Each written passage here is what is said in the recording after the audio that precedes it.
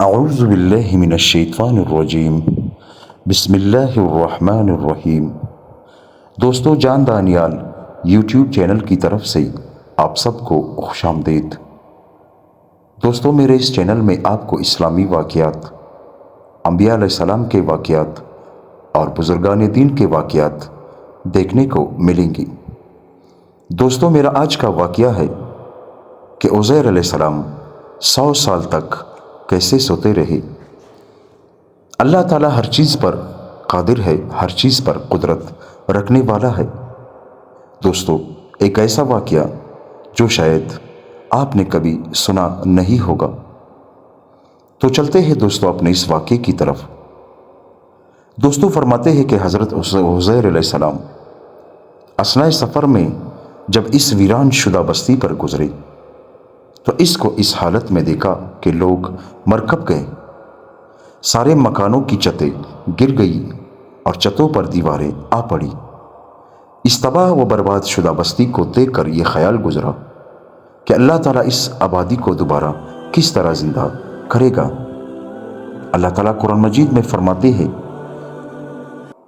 او کالذی مر علی قریۃ وہی خاویۃ علی عروشہا قال انا یحیی ہذہ اللہ بعد موتها فاماتہ اللہ 100 عام ثم بعثہ قال کم لبثت قال لبثت یوما او بعض یوم قال بل لبثت 100 عام فانظر الى طعامك وشرابك لم يتصنع وانظر الى حمارك ولنجعلك آیة للناس وانظر الى العظام كيف ننشزها ثم نكسوها لحما۔ یا اس طرح آپ نے اس کا واقعہ ملاحظہ نہیں کیا جو ایک بستی پر ایسی حالت میں گزرا کہ وہ اپنی چھتوں پر گری پڑی تھی۔ اس نے کہا، اس بستی کو اللہ تعالیٰ اس کے مرے پیچھے کیوں کر زندہ کرے گا؟ اس پر اللہ نے اس شخص کو 100 سال تک مردہ رکھا، پھر زندہ کر اٹھایا اور اس سے پوچھا کہ تو کتنی مدت اس حالت میں رہے؟ اس نے کہا، 1 دن یا اس سے بھی کم۔ اللہ تعالیٰ نے فرمایا، نہیں بلکہ تو اس حالت میں 100 سال رہا۔ اب تو اپنے کھانے پینے کی چیزوں کو دیکھ لے، ان میں ذرا تغیر نہ ہوا، اور اپنے گدھے کو بھی دیکھ لے۔ اور اس تمام کارروائی سے ہمارا مقصد یہ ہے کہ ہم تجھ کو اس زمانے کے لوگوں کے لیے ایک نشانی بنائیں، اور تو اپنے گدھے کی ہڈیوں کی طرف دیکھ کر ہم ان کو کس طرح جوڑتے ہیں، پھر ان پر کس طرح گوشت چڑھاتے ہیں۔ بہرحال جب حضرت عزیر علیہ السلام اس ویران شدہ بستی پر سفر کرتے ہوئے گزرے تو آپ ایک گدھے پر سوار تھے۔ کچھ کھانے پینے کا سامان ان کے پاس تھا، اور یہ سامان انجیر، انگور اور انگور کا شربت وغیرہ تھا۔ بستی کو دیکھ کر یہ خیال ہوا کہ دشمنوں نے اس کو بالکل تخت و تاج کرا دیا، اب یہ کس طرح آباد ہوگی۔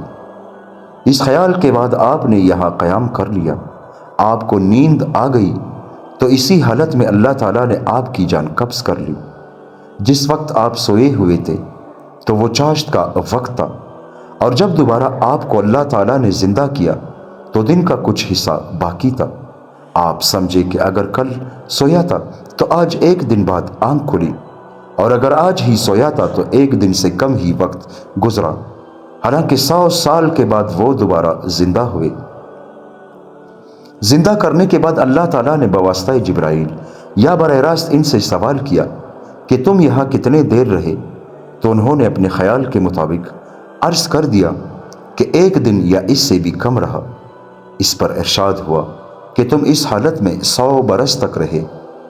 اب قدرت کا کرشمہ دیکھو کہ کھانے پینے کی چیزوں میں نہ کسی قسم کی بدبو پیدا ہوئی اور نہ کھٹاس، اور اسی کے ساتھ اپنی سواری کے گدھے کو بھی دیکھو کہ وہ گل سڑ کر ریزہ ریزہ ہو گیا ہے۔ اور یہ کارروائی اس لیے کی گئی کہ ہم تجھ کو ایک نذیر اور ایک قدرت کا کرشمہ بتائیں۔ چنانچہ اللہ تعالیٰ نے اپنی قدرت سے گدھے کو ان کے سامنے زندہ کیا۔ آہستہ آہستہ ہر چیز سمٹ کر اپنی اپنی جگہ آ گئی، ہڈیاں ابھر کر جمع ہو گئی، ڈھانچہ بن کر اس پر گوشت پوست پیدا ہو گیا۔ اب جب بستی کی طرف نگاہ کی تو دیکھا کہ بستی بھی خوب آباد تھی، نئے نئے مکان بن چکے تھے، اور جو لوگ بھاگ گئے تھے وہ پھر آ کر آباد ہو گئے۔ حملہ آور بادشاہ مر چکا تھا اور اب حکومت بھی دوسری تھی۔ حضرت عزیر علیہ السلام نے زندہ ہو کر بچوں کو بوڑھا دیکھا اور لوگوں سے کہا کہ میں عزیر ہوں۔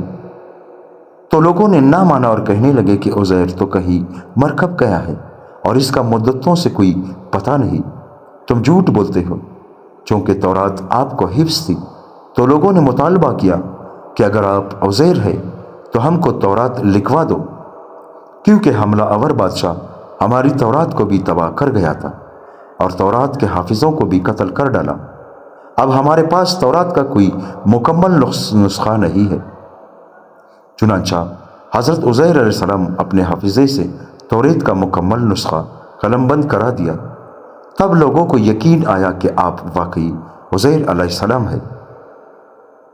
دوستو، اللہ تعالی ہم سب کو ان باتوں پر عمل کرنے کی توفیق عطا فرمائے۔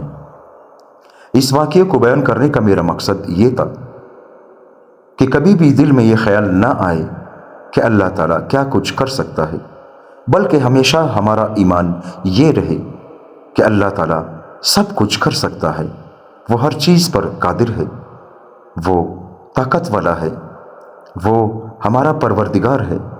دنیا کی تمام چیزیں، چاہے وہ انسان ہو، حیوان ہو، پتھر ہو، آسمان ہو، زمین ہو، فرشتے ہو، جو کچھ بھی ہے وہ اللہ کی رضا کے بغیر ایک سیکنڈ ہل بھی نہیں سکتے۔